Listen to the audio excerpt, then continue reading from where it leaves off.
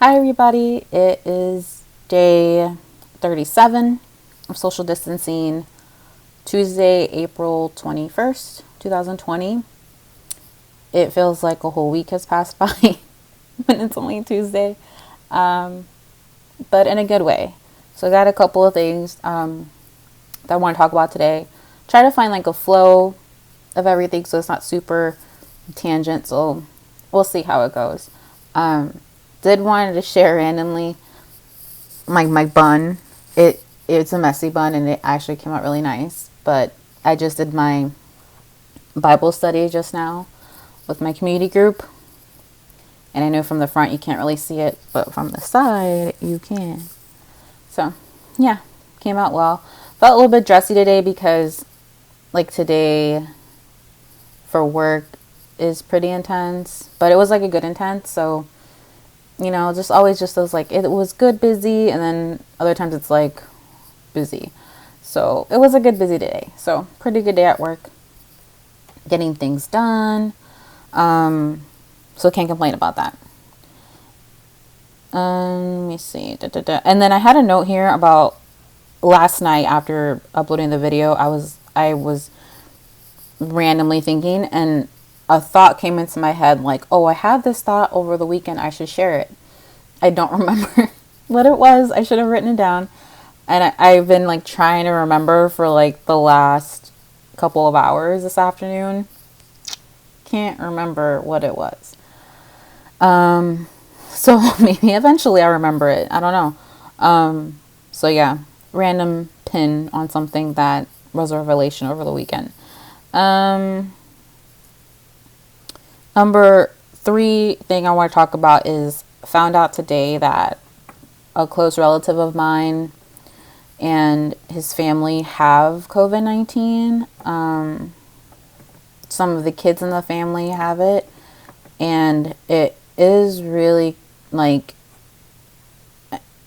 my immediate response to that news was like, dang, like it is not a joke. Like I don't know details of like how hardcore it is, like if anyone's in the hospital or they're just at home, you know, in quarantine, but that's tough. Like my family, without going into detail on my, I don't want to give that much detail, but this is from the same side of the family as another family member that is going through really hard health issues, and this is like the second thing, and it kind of, I don't know what it's doing to me. I'm having a hard time like putting a thought or a finger on feeling, but I just feel so bad.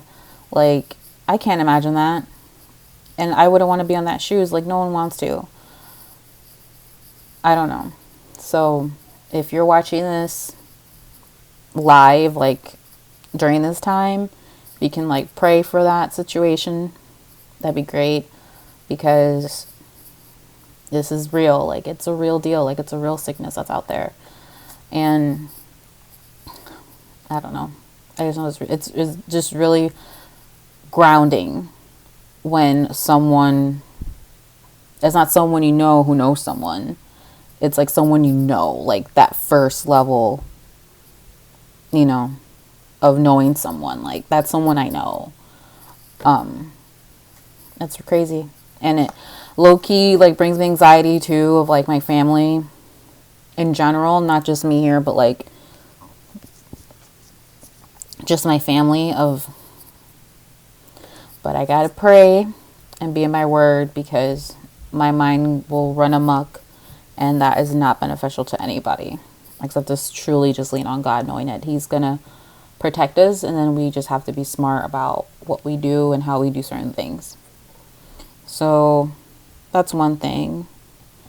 Another thing is there's been more events here locally in Chicago that have been canceled. So a lot of summer fests, jazz fest, blues fest that happens in the summer. Usually in downtown around those times, but I'm not like in the meat of it because there's just a lot of people and it's like really loud. All of those have been most of the big ones have been canceled, as well as just in the country like Comic-Con has been canceled for this year, and a lot of people are really bummed about it. I know me personally, like, I'm bummed, but I think I shared this a little bit yesterday. Just like, I'm at the point of like, whatever it takes to save as many people, I'll do it. If it means staying at stay-at-home order for a couple more weeks, so be it. Like, I literally yesterday was just at the point of just being really grateful for just a situation of it being like for real. Like, when I said it was day 36, I couldn't believe A, I've been doing something this consistently, and B, it's been that long. Literally thought it'll just be the month of March, and then it'll just be April, but then like, wow, the days start to build up, and it's like in the like upper 30s. Like, it's just really crazy. So we'll see. I know a lot of people are just hunkering down, doing what they have to do. There continues to be a lot of tension in the country of just wanting to get back to normal. I hadn't even watched the presser today. I decided to watch the English version of my church's sermon in preparation for my Bible study later. That was later that day, already just passed. So I don't know if that's changed any, or there's been any different direction. But yeah, that's been the latest news. At least summer events for sure that were crowd heavy have been canceled for Chicago. Let's see. And then I don't think I mentioned this in my earlier videos, but over the weekend there's been reports that people that have had COVID-19 and then recovered from it are getting it again. And maybe I mentioned this, I'm having deja vu, I'm not sure. But I don't remember what country it was. I don't know if it was South Korea or not. But that's, I mean, the point of that is, and just a reminder, refresher, like, this is novel COVID-19, as in like it's the first of its kind, that how I'm receiving that information. So we're just kind of learning as we go at this point about how the virus spreads, how long it stays on certain surfaces or in the air. Does it like the warm environment or cold environment better? Does it affect children? What are like some symptoms of asymptomatic people? And now, like, if people recover from it, can they still get it? Like, is it just disguising itself and then reappearing? Like, don't know. So imagine the conundrum that scientists have to go through that. I think that's just like the takeaway from that fact, whether or not it's true, is just, this is all new. The disease is all new. This whole process of shutting down the country or your state is new, and even reopening is new. So, you know, it just kind of makes me feel comfortable to not expect perfection, but you want to be as close to it as possible, or do your very best, like striving for excellence. And it just is really grounding to know, like, all of us are in that same boat. There's no one that's going to give us a cheat sheet on how to get through this. And I had like one final thing, but I just want to make sure I got everything before that.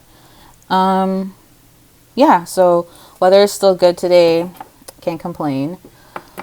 Oh yeah, there's one thing I want to mention, but it's a surprise, so I'm not going to mention it until the day of. But I've been getting back into reading Tasting Grace, because I was super into Harry Potter, super into this anime, and then I'm like worn out a little from watching anime, and I have like a Mexican novella from Netflix on that's like just one season, so it's like I'm just gonna breeze through it. But in the meantime, with that in the background, I've been reading this book, and I've been really having trouble with how to describe this book to people that are asking me, because I've only read one complete chapter. But the way I can describe it is, it's basically the author, Melissa, kind of going through her story and how food played an important part of that and bringing her closer to God. Whether it was food being shared with her, which was the first chapter, her sharing food, her just learning how to cook and finding that gift that she had or just that talent or passion for it. So I think that's like the best way I can describe so far what the book is about. But it's really, really good. And I wanted to share this one quote. So there's a part in the book where her mother passes away, and it really takes a heavy toll on her, where she she changes her life and in terms of like career, but in the meantime of going to school, she ended up like working as like a live-in cook chef type of person, and she learned how to like cook with different things and build a budget and all this stuff. And then later in her career, she ended up moving to Paris because she worked for a really big company. And then she mentions like that she couldn't bring any of her recipe books because she only had limited space for all of her stuff that was going to Paris with her. And when she first moved there, like she said it was just terrible, like not having like the comfort of home, living in a totally different country than where you grew up, or even not really speaking the language either. And she had this really good quote that I wanted to share. But it's funny how God works in those spaces of emptiness and weakness. When we release our grip on an identity we've clung to, God can do so much. And we can finally hear about his plan for us because we aren't too busy being fabulous to stop and listen. Sometimes when we feel as if life is all falling apart, it's actually all falling together. And I know sometimes, at least when I hear like quotes like that, like when your life is falling apart, it's falling together, it's like I can just hear it from someone's voice who's super optimistic and hasn't gone what I've gone through. But this person has been through more than I have so far in my life.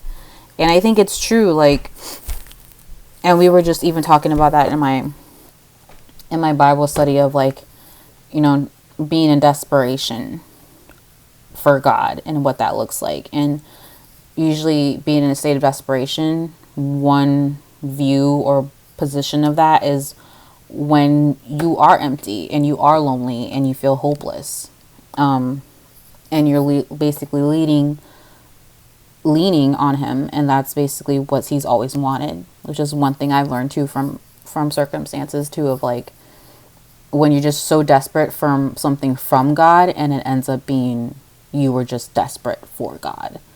And I'm like, that's deep. And then I read that last night and then I watched the English sermon, and I was like, the whole time I was cooking and writing notes, I'm like, I kind of get verbal sometimes when I'm listening to a sermon, like, oh man, he's preaching to somebody today, and that person's me. So I'm writing on all these notes like ... bruh, or ... wow. Like it was just really hitting me on, you know, we're just so like desperate to get out of these times, or desperate for an answer for something, regardless of what, you know, social distancing or quarantine looks like for you.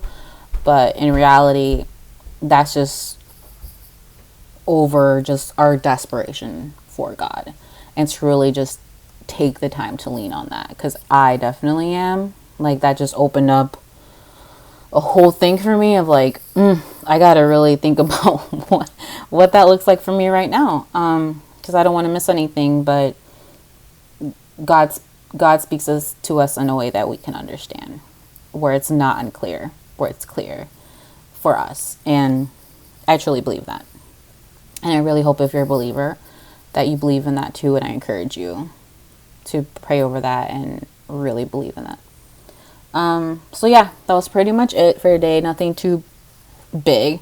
I may have a late one tomorrow because I have youth group and my small group, so it's fine. So I might, I didn't wake up early enough to work out. Oh, that's what it was. Okay. I worked out on Sunday and I did like DDP yoga. It's like power yoga. And let me tell you, my legs were shaking after. And then yesterday my abs were like painful. And I wanted to wake up today early just to do it, just to get my body used to like waking up early and doing something before I do like hardcore cardio. And I couldn't fall asleep last night for the life of me. So my sleep schedule is again messed up. So planning on like watching TV slash reading my book, going to sleep, and really working out tomorrow morning. I even have my workout outfit already laid out and everything. So working on that. I'm so glad I remembered before I signed off. So yeah, 15 minutes. I'm sorry. Um, I'll try to get back to 10 minutes. I promise. Probably tomorrow because I'll be exhausted. So today is day 37 of social distancing, Tuesday, April 21st, 2010. And I'll see you guys tomorrow.